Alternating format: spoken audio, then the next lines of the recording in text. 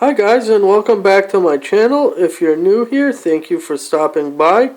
Like and subscribe to my channel. If you guys are subscribed already, thank you for coming back as well. Today we're going to be taking a look at the 18 volt 1 plus reciprocating saw. As you saw in the unboxing, and we also showed you in the tryout test, we showed you that, and we showed you the blade and what type of blade was used. The blade that was actually used was the stock blade that came with the saw, either with the bare tool or with the combo. But I chose to get it with the combo. So after some tests, we're going to be talking a little bit about the good, bad, and the okay. So as you guys saw when we were cutting, the rocker was not going back and forth. It kept getting stuck. See, you guys? Barely goes anywhere without me really having to really toughly move it. I'm going to show you guys the rocker itself. The rocker itself is right here, and inside is where you hold the blade. It's got the little pin, kind of. So now, when we were looking for it, we said, "Oh my God! There's this in the Craftsman and in the Cobalt and so on and so forth. Right in here, where it's open. There's nothing closed here. So you have that. If you guys look back at my other videos, you guys are gonna understand what I mean." Now, the Ryobi, for what reason I don't know, decided to cover it and put the grip on top of it, on the top and on the bottom. On the top here, on the bottom, and in the back. Now, if you guys are not very familiar with Ryobi and how they changed it up from being yellow and blue to yellow and gray, so you guys would never find out and figure out unless you went and took a look at the manual or the other videos of some sort. You guys would be going crazy about where the blade changes, where to put it in, where to take it out, how to assemble, matching up the rocker with the blade assembly handle. So now we're going to take a look. This thing right here is a tab that you push in and you pull in and out and to the side. You can see right here. Now we're going to look at it from the front over here. I'm going to show it to you guys. If I look at the rocker right here, I see that it's right here, right in between these two. It's kind of hard to see because you really have to go in.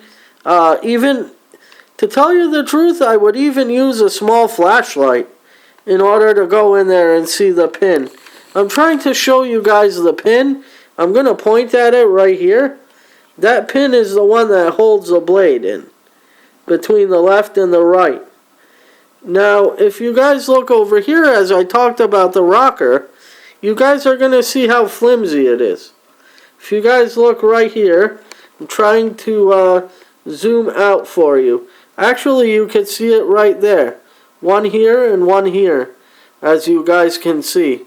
That seems, as you saw in the previous video, you guys, if you're new here, look at my previous videos of it cutting into the wood and the extruded aluminum. You're going to see that as well.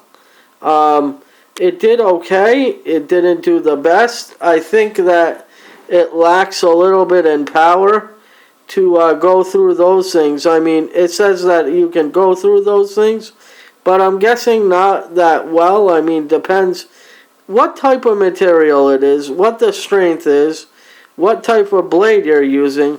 The blade that they gave you didn't have any markings to say. It didn't have their name, any markings to say what TPI it is.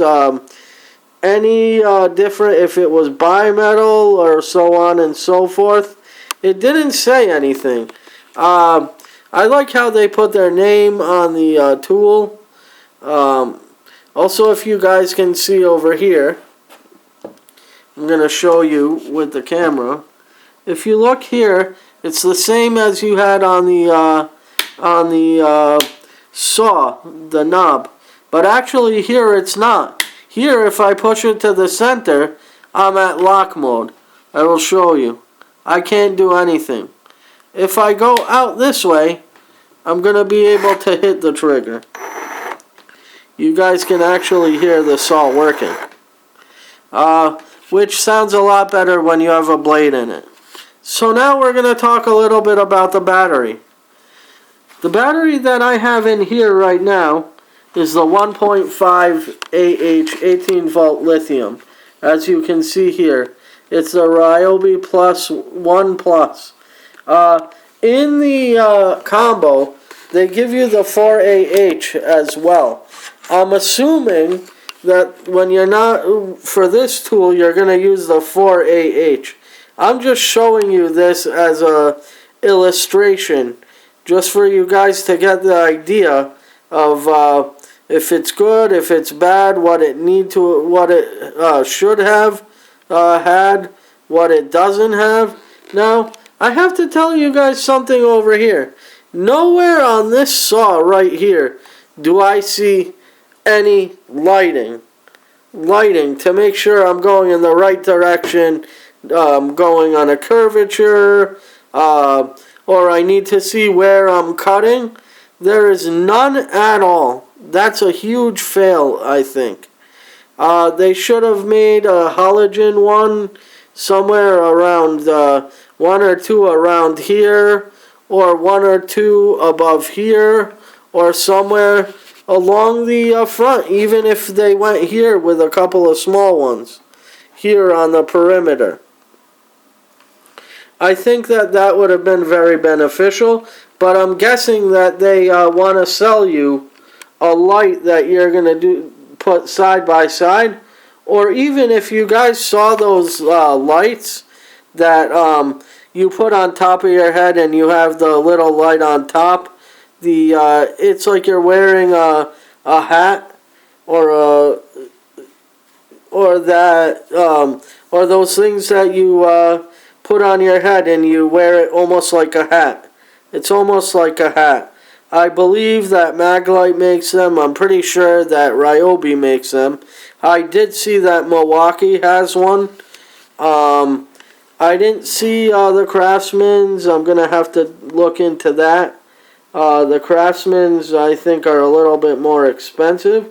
But, hey, we buy what we need, and we try to use the most economical way to get the job done, or to have some sort of a tool collection at home, just to do work at home.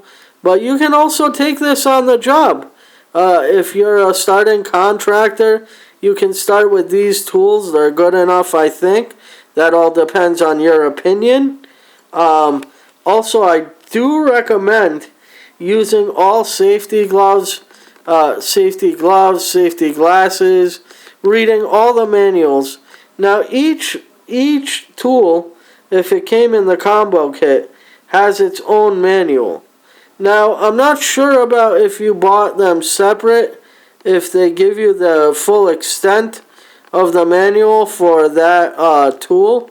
In general, I looked at the manuals, and they were pretty much all the same, step forward, straightforward that you guys would imagine looking at.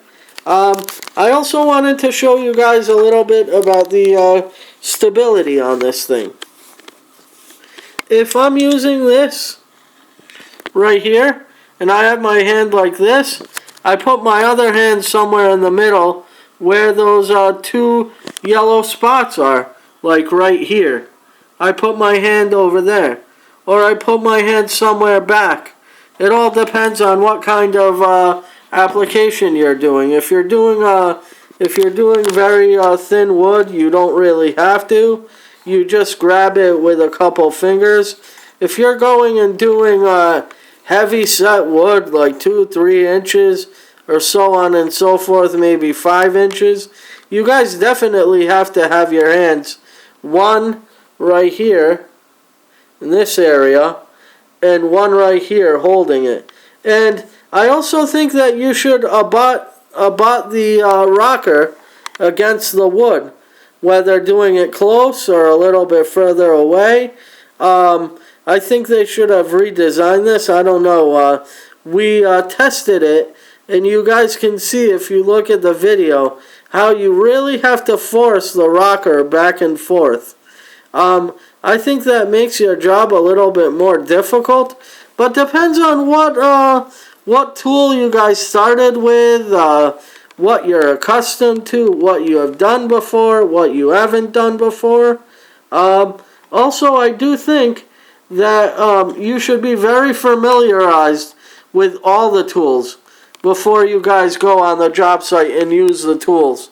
Now, I do recommend, if you guys are using a lot of the tools, I would definitely charge some of them. Now, I do have to tell you guys, when I was looking around at Home Depot, Lowe's, a representative from Cobalt sold me a combo kit. And he told me that the combo kit gives you only so much battery, and then you have to recharge it. Now, we're all accustomed to recharging it as soon as you get the tool set because you want to go straight to work. Now, I don't recommend that. What he recommended was using the whole battery, and I kind of agree with it as well.